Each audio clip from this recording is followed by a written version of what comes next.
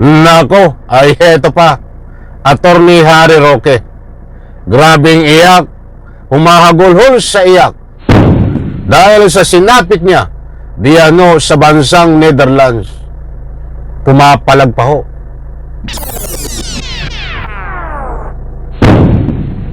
Alright, welcome back to my YouTube channel. I'm Andy's Vlog. Nako, napahagulhol sa iyak. Grabing iyak ang sinapit ho ni Attorney Harry Roque buhat diyan sa kanyang pinagtataguan sa Dahig, Netherlands. Nako, ay ito po ang latest update dito po kay Roque. Natago ng tago ho diyan sa nabanggit kong bansa. Nako, ay pagkalipas ho ng ilang araw ay bigla hong lumantad at bigla hong napagulhol sa iyak dahil sa kanyang sinapit diyan ho sa bansang Netherlands. Nako, isang like muna sa video na ito at syempre pakisubscribe po ang aking maliit na YouTube channel.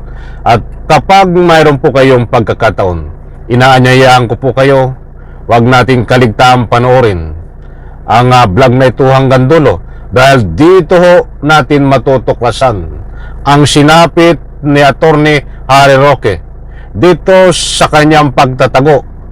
Ay ito ho mga kaibigan, hindi ho mapigilang grabing iyak at tumahagulhol pa mga kaibigan. Nako, ay paano na yan? Roque, ikaw ba ay pauwi na? Dahil humahagulhol ka, grabe mong iyak, humahagulhol ang kanyang pag-iyak. Mga kaibigan, ito ho, inaanyayahan ko po kayo na samahan nyo po akong panoorin, pakinggan na gandulo para lubos po nating maunawaan. Shout out po sa lahat. Ito, latest update kay Attorney Harry Roque. Attorney Harry, hindi ako narinig. Attorney Harry, nandito ka pala. Joey, hi po, hi po, hi. Kailangan mag-live pa kasi ako sa labas. Kamusta, sir? Okay naman, okay naman. Okay, we heard your speech, so bawal mag-agitate. Oo, bawal. Buti nga lang, kinukulot ko yung sarili ko, no? At buti na lang, pinabubulong ko na lang sila. Yeah, pero kamusta kayo dito? Okay, I have now a full bona fide asylum seeker. So I now have the right to non-refuma. Hindi na ako mapapa-report pabalik ng Pilipinas hanggang hindi matapos yung aking aplikasyon. And ang process ng application takes about 1.5 years. So dito na muna kayo nakapos? Dito na muna ako. Wala nang tago-tago. Kaya nga, nung pumirma ako ng aking asylum application, napaluha talaga ako. Napaka-cool. Kasi sabi ko, first time in 6.5 months, hindi na ako nagtatago sa mga pangako. Ayun nako, yan po si Attorney Harry Roque. Buhat diyan po sa Dahig, Netherlands.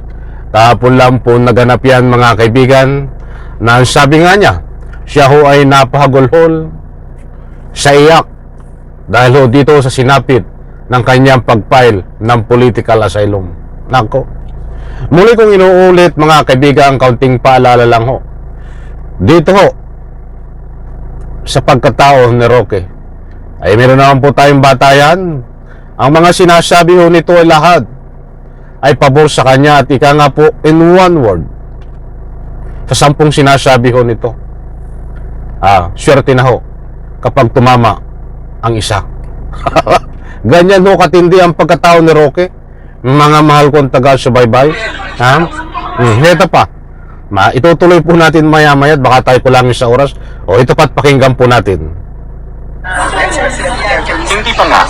I've not had the occasion, and I'm hoping to still have that occasion because there's still the pending issue now, the final composition of the team, but that decision will rest on the president.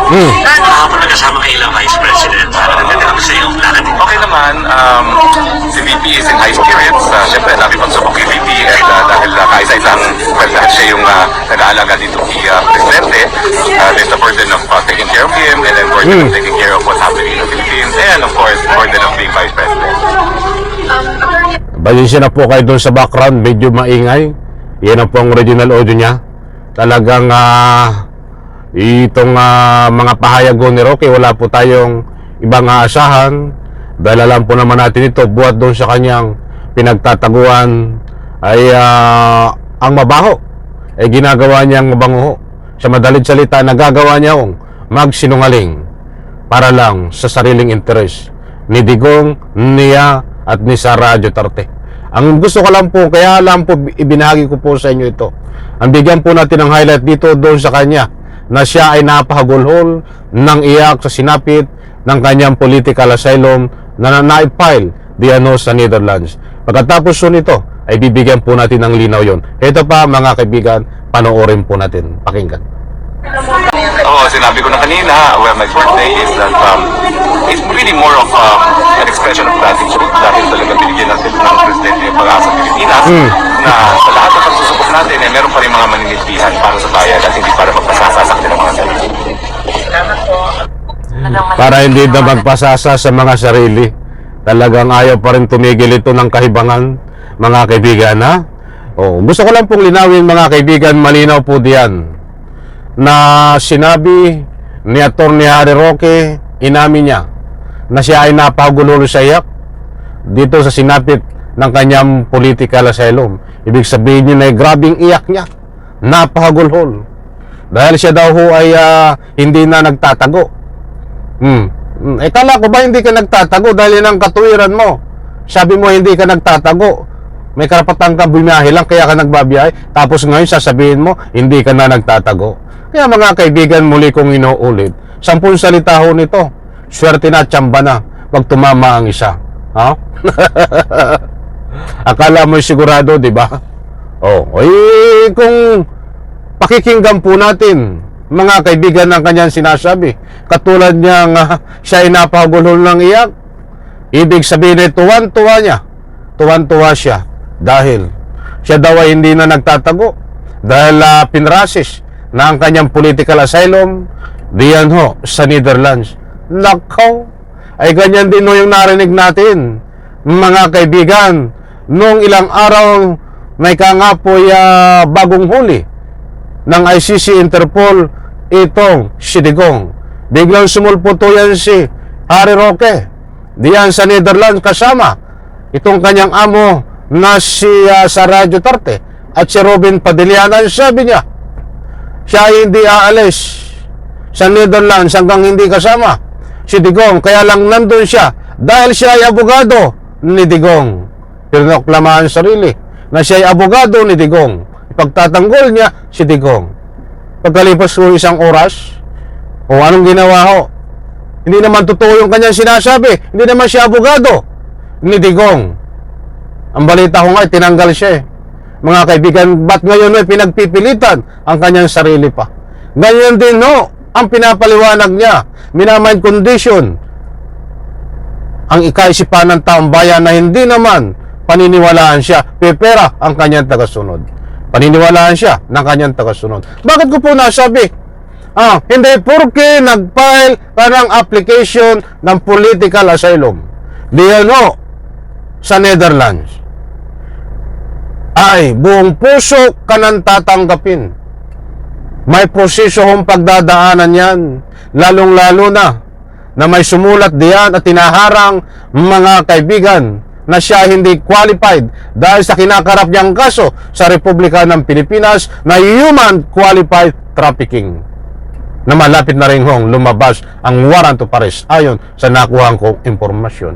Ba't ngayon ang sabi niya, pinagmamalaki at pinagyayabang na siya ay talagang hindi na mapapauwi ng Pilipinas nang dahil sa pag-apply niya ng political asylum. Pues, tandaan po natin, si Juma Sison ay nabigyan ng political asylum diyan sa Netherlands. Panahon pa ni Kupong-Kupong, wala pa akong isip noon ay nandiyan na sa Netherlands. O sabihin natin, hindi pa ako pinapanganak. Nandiyan ako sa Netherlands.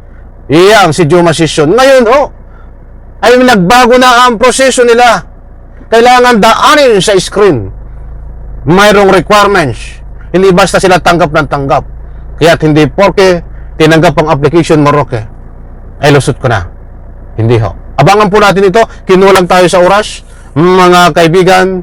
At sa next vlog po natin ay babagi ko po sa inyo ang complete details pa nito. Ang maliwanag po dito, Atty. Harry Roque, grabing iyak ko. Dahil binahagi ko po sa inyo kung anong ang mga dahilan. Isang like ko sa video nito. Bye-bye. Alam po.